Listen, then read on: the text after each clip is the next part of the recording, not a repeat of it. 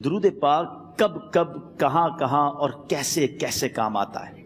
ایک بہت ہی خوبصورت واقعہ، بڑا ایمان افروز واقعہ ہے جو میں آپ کے سامنے پیش کرتا ہوں۔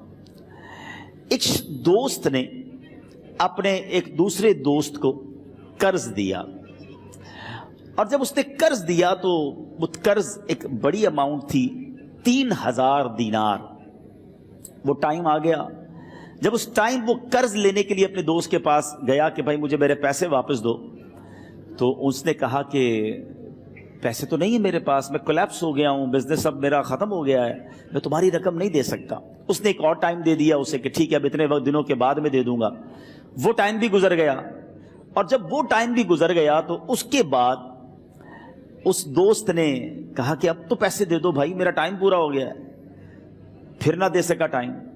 آخر کار معاملہ جو ہے وہ کورٹ میں چلا گیا، قاضی کے پاس چلا گیا۔ اب قاضی نے جس کو پیسے دینے تھے اس کو بلایا اور کہا کہ بھائی آپ کو اس کے پیسے دینے ہیں؟ کہتا ہے ہاں پیسے تو دینے ہیں۔ تو کہا پھر دیتے کیوں نہیں ہو؟ کہا پیسے ہیں ہی نہیں، کاروبار ہی ختم ہو گیا ہے، قرضہ تو لیا تھا، اب میرے پاس بچا ہی کچھ نہیں ہے۔ تو کہا اچھا اب یہ بتاؤ کہ کب دو گے، کیسے دو گے؟ اس نے کہا بس میرے پاس پیسے ہی نہیں ہیں۔ تو کہا اب تمہارے پاس 30 دن کا ٹائم ہے، 30 ڈیز میں یا تو اس کے پیسے لوٹا دو یا 30 دن کے بعد تمہیں قید کر دیا جائے گا۔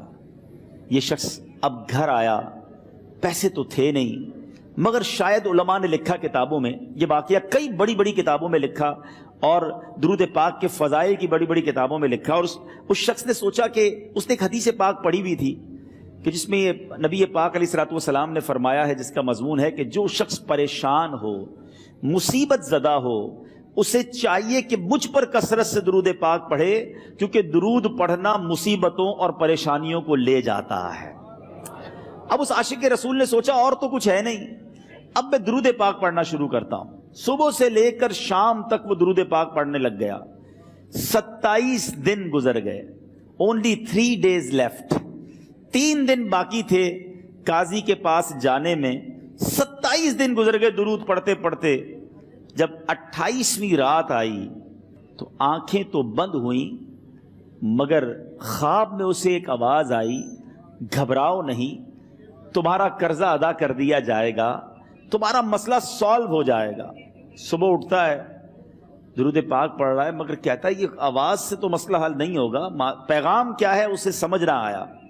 28واں دن گزر گیا، 29ویں رات آ گئی، مگر اب آنکھیں بند ہوئیں اور قسمت جاگ اٹھی۔ نبی پاک صاحب لولاک صلی اللہ تعالیٰ علیہ وسلم خواب میں تشریف لائے، اور پیارے آقا صلی اللہ تعالیٰ علیہ وسلم نے فرمایا گھبراؤ نہیں، علی بن عیسیٰ وزیر کے پاس جاؤ، وہ تمہارا قرضہ ادا کر دے گا۔ اب یہ عاشق رسول صبح اٹھا تو ویری فریش، حشاش بشاش کہ اب تو کام ہو گیا، نبی پاک نے خواب میں آ کر بشارت دی ہے۔ مگر پھر ذہن میں سوال آیا کہ علی بن عیسیٰ کے پاس جاؤں گا تو ثبوت کیا ہے، پروف کیا ہوگا؟ میں جا کر اس کو کہوں گا کہ میرا قرضہ دے دو تو ایسے تو قرضہ نہیں دے دینا، اور میں نے اس کو کہا کہ مجھے نبی پاک نے خواب میں کہا ہے، اور اس نے اگر مجھ سے کوئی نشانی مانگی تو میں نشانی کیا دوں گا؟ آخری دن تھا، 29واں دن تھا، وہ بھی درود پڑھتے پڑھتے گزر گیا۔ 30th نائٹ آ گئی، صبح وہ دن ہے جب عدالت میں جانا ہے۔ اب اس رات پھر نبی پاک علیہ الصلوۃ والسلام خواب میں تشریف لائے، اور آقا علیہ الصلوۃ والسلام نے فرمایا کہ علی بن عیسیٰ وزیر کے پاس جاؤ، وہ تمہارا قرض ادا کر دے گا۔ کہ حضور چلا تو جاؤں گا، لیکن اگر وزیر نے مجھ سے کوئی نشانی طلب کی تو میں کیا جواب دوں گا؟ پیارے آقا علیہ الصلوۃ والسلام نے کمال کا ارشاد فرمایا کہ علی بن عیسیٰ سے کہنا کہ تم روزانہ فجر کی نماز کے بعد 5000 بار درود پاک پڑھتے ہو، یہ راز فقط تم جانتے ہو اور تمہارا رب جانتا ہے۔ اب یہ جب صبح اٹھا تو ایک نشانی بھی مل چکی تھی۔ عدالت میں جانے سے پہلے وزیر کے دربار میں پہنچ گیا، اسے یہ ڈر تھا کہ آج پیسے نہ لوٹائے تو سزا ہو سکتی ہے۔ جب وزیر کے دربار میں پہنچا تو وزیر اپنے مشیروں کے ساتھ بیٹھا تھا۔ کہا مجھے آپ سے بات کرنی ہے۔ کہا بتاؤ کیا بات کرنی ہے؟ کہا میں ایک پیغام لایا ہوں آپ کے لیے۔ اچھا کس کا پیغام لائے ہو؟ کہا میں نبی پاک جناب محمد مصطفیٰ صلی اللہ تعالیٰ علیہ وسلم کا پیغام لایا ہوں۔ وہ عاشق رسول وزیر تھا، کہتا بتاؤ میرے آقا نے کیا پیغام دیا ہے؟ کہ حضور میں 3000 دینار کا مقروض ہوں، آج آخری دن ہے اور میرے آقا نے مجھے بشارت دی ہے کہ آپ سے کہوں کہ آپ میرا قرض ادا کر دیجئے۔ علی بن عیسیٰ کہتا ہے کوئی ثبوت ہے آپ کے پاس؟ ہے کوئی دلیل بھی ہے آپ کے پاس؟ میں کیسے مان لوں کہ آپ کو نبی پاک علیہ الصلوۃ والسلام نے بھیجا ہے؟ عاشق رسول کہتا ہے خالی ہاتھ نہیں آیا، میرے آقا نے مجھے دلیل بھی عطا فرمائی ہے، مجھے ایک ایویڈنس بھی دیا ہے، اور پروف یہ ہے حضور کہ آپ روزانہ صبح فجر کی نماز کے بعد نبی پاک صلی اللہ تعالی علیہ وسلم کی بارگاہ میں درود و سلام کا نذرانہ پیش کرتے ہیں۔ جب تک 5000 کا عدد پورا نہیں ہوتا آپ اس وقت تک کسی اور سے بات نہیں کرتے، اور اے وزیر صاحب یہ رات صرف آپ کو پتا ہے اور آپ کا رب جانتا ہے۔ اللہ اکبر! وہ وزیر تو جس کو کہے نا جھوم اٹھا، ایسا عاشق رسول وزیر تھا جو روزانہ صبح 5000 درود پڑھتا ہو، اس کی تو عید ہو گئی نا۔ وہ کہتا ہے مرحبا یا رسول اللہ، میرے آقا نے میرے درود قبول کر لیے، اس سے بڑھ کر میرے لیے سعادت کیا ہوگی؟ اب یہ وزیر اپنے سیٹ سے اٹھتا ہے، اپنے کمرے میں جاتا ہے، تھوڑی دیر بعد واپس آ کر اس عاشق رسول کے ہاتھ میں 3000 دینار رکھ کر کہتا ہے حضور پہلے 3000 دینار تو نبی پاک کا حکم کی میں ادب سے بجا لاتا ہوں، میرے آقا نے جو حکم فرمایا یہ 3000 دینار آپ کو پیش کرتا ہوں، حضور ایک اور 3000 دینار لیجئے۔ میرے گھر آپ آئے، اتنی اچھی خبر سنائی، آپ نے قدم رنجا فرمایا، یہ 3000 اس کا نذرانہ ہے، اور ایسا کیجئے 3000 اور لیجئے، اس سے اپنے بچوں کے لیے کچھ چھوٹا موٹا کام شروع کیجئے، اور ایک وعدہ کر کے جائیے آج کے بعد زندگی میں آپ کو جب بھی کوئی کام پڑے میں آپ کا بھائی ہوں، مجھے یہ خدمت کا موقع دیجئے گا۔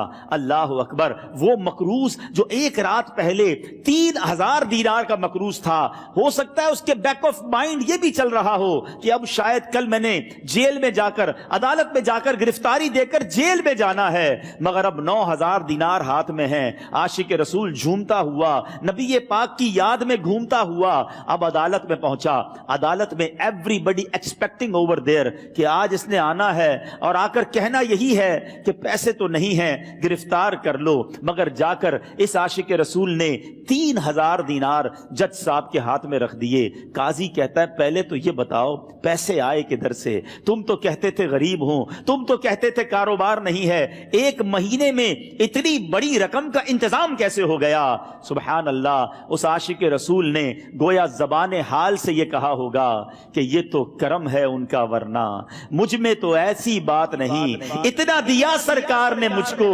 اتنی میری اوقات نہیں۔ اس نے وہ پورا واقعہ بھری عدالت میں سنا دیا۔ اللہ اکبر! میرے پیارے اسلامی بھائیوں ذرا سوچو پہلے زمانے میں کیسے عاشقان رسول ہوا کرتے تھے، وہ جج وہ قاضی بھی کیسا سرکار علیہ الصلوۃ والسلام کا عاشق تھا۔ اپنی سیٹ سے اٹھتا ہے، بھرے دربار میں بھری عدالت میں وہ اپنے چیمبر میں اپنے کمرے میں جاتا ہے، اور تھوڑی دیر بعد واپس آ کر اس کے ہاتھ میں بھی 3000 دینار ہیں، اور وہ 3000 دینار جو ہے وہ اس عاشق رسول کے ہاتھ میں رکھتا ہے کہ سارا ثواب علی بن عیسیٰ کیسے لے جائے، میں بھی تو نبی پاک کا غلام ہوں، میں تمہارا قرضہ میں ادا کرتا ہوں۔ اچھا، اب ایک اور عجیب سینیریو یہ بن گیا کہ جس نے کیس کیا تھا، جس نے دعویٰ کیا تھا، وہ بھی یہ سارا منظر دیکھ رہا تھا۔ کہتا ہے جج صاحب ذرا رکیے، میں بھی اپنے آقا کا امتی ہوں، اور ایک کام کیجئے قلم کاغذ منگوائیے، اس عاشق رسول کا قرضہ ہی میں معاف کر دیتا ہوں۔ اچھا، اب عاشق رسول نے وہ واپس 3000 دینار جو جج صاحب نے دیے تھے وہ واپس جج صاحب کو دیے کہ حضور یہ پیسے آپ ہی رکھ لیں، قرضہ ہی معاف ہو گیا، اب آپ کے پیسے کا میں نے کیا کرنا ہے؟ جج صاحب کہتے ہیں جو پیسے نبی پاک کے نام پر نکالے ہیں اب مجھے واپس نہیں چاہیے، یہ بھی تم اپنے ساتھ لے جاؤ۔ اللہ اکبر! میرے میٹھے اسلامی بھائیوں، وہ عاشق رسول ایک رات پہلے 3000 دینار کا مقروض ہے، اب 12000 دینار لے کر گھر کو واپس جا رہا ہے۔ اس ایک واقعے کے اندر جو ہم سب کے لیے درس ہے، جو ہم سب کے لیے پیغام ہے، شاعر لکھتے ہیں نا، دکھوں نے تم کو جو گھیرا ہو تو درود پڑھو، دکھوں نے تم کو جو گھیرا ہو تو درود پڑھو، جو حاضری کی تمنا ہو تو درود پڑھو۔ آج ہم بہت ساری پرابلمز میں ہوتے ہیں، یہاں بھی ہو سکتا ہے میرا کوئی بھائی بیمار بیٹھا ہو، کوئی قرضے میں ڈوب گیا ہو، کسی کا کوئی بزنس پرابلم چل رہا ہو، کوئی فیملی ایشو میں ڈسٹرب ہو، آپ کسی بھی پرابلم میں ہیں، خدا کی قسم درود پاک ایسا وظیفہ ہے. لوگ بہت سارے وظائف پوچھتے رہتے ہیں, بہت سارے جناب وظائف کے بارے میں معلومات کرتے رہتے ہیں. سچی بات یہ ہے ہر درد کی دوا ہے صلی علی محمد. ہر درد کی دوا ہے صلی علی محمد. تعویذ ہر بلا ہے صلی علی محمد. تو خدا را اپنی زندگی میں درود پاک کو شامل کر لیجئے, اور آپ بلیف کریں جب آپ نے کثرت سے درود پاک پڑھنے شروع کر دیے, آپ اپنی آنکھوں سے دیکھیں گے آپ کے پرابلم دور ہو رہے ہیں, آپ کی صحت اچھی ہو رہی ہے, آپ کے قرضے اترنے شروع ہو گئے ہیں, روزگار میں آپ کے برکت ہونا شروع ہو جائے گی, آپ کے چہرے پہ نور آنا شروع ہو جائے گا, آپ کی زبان میں اثر آنا شروع ہو جائے گا. صلو علی الحبیب صلی اللہ تعالی علی محمد. مجھے اپنی اور ساری دنیا کے لوگوں کی اصلاح کی کوشش کرنی ہے.